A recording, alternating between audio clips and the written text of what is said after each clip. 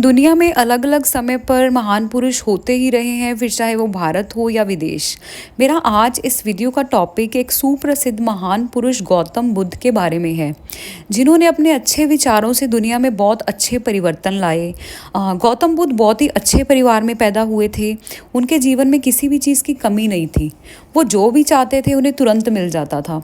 उनकी माँ की मृत्यु उनके जन्म के कुछ दिन बाद ही हो गई थी, परंतु उनके पिता ने उनके पालन पोषण में कोई कमी नहीं आने दी थी।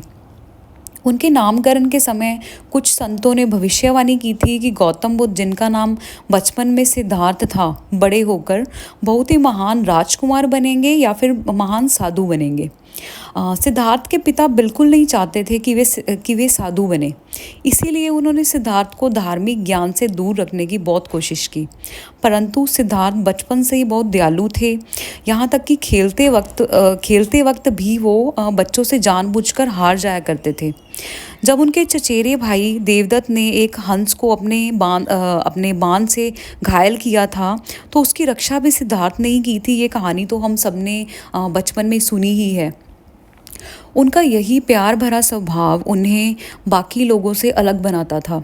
16 साल की उम्र में सिद्धार्थ की शादी राजकुमारी यशोधरा जी से कर दी गई, जिनसे उन्हें एक पुत्र की प्राप्ति भी हुई थी। परिवार का मोह भी उन्हें धार्मिक सवालों के जवाब ढूंढने से रोक ना पाया। उनके पिता ने उन्हें बाहरी वातावरण से काफ़ी अपरिचित रखा था, ताकि उन्हें दुख का कभी एहसास ना हो, क्योंकि वह अपने पुत्र को साधु बनता नहीं देखना चाहते थे। परंतु एक दिन अपने पिता से बचकर अपने रथ पर सवार जब वह अपने गांव में घूमे, उन्होंने पहली बार बुढ़ापा और सांसारिक दुखों जैसी ऐसी बातें जानी जिनके बारे में उन्हें कभी नहीं पता था। बस तभी ज्ञान को पाने की तीव्र इच्छा ने उन्हें अपना राजमहल, घर परिवार, सभी सुख सुविधाएं छोड़ने पर मजबूर कर दिया। और यहीं से शुरू हो गई सिद्धार्थ की गौतम बुद्ध बनने की यात्रा। गांव से निकलकर उन्होंने सबसे पहले एक नदी के तट पर अपने बाल कटवाए और फिर साधु के कपड़े धारण किए।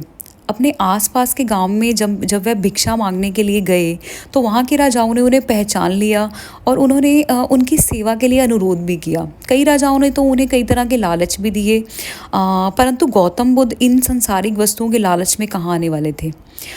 कई गुरुओं से वो मिले, उन्होंने योग सीखा और ध्यान लगाना भी शुरू कर दिया। वे बोध गया गए, जहाँ एक पीपल के पेड़ के नीचे उन्होंने 49 दिनों तक ध्यान लगाया, जिससे उन्हें दिव्य ज्ञान की प्राप्ति हुई। ऐसा अनुमान लगाया जाता है कि इस समय गौतम बुद्ध की उम्र 35 साल की थी और 35 साल से 80 साल की उम्र तक वह सच का प्रचार प्रसार करते रहे। उन्हें बहुत लोगों ने फॉलो किया और उनके बताए मार्ग पर भी चले। आज भी अगर देखा जाए, गौतम बुद्ध के फॉलोअर्स की संख्या करोड़ों में है, जिसमें से मैं भी एक हूँ।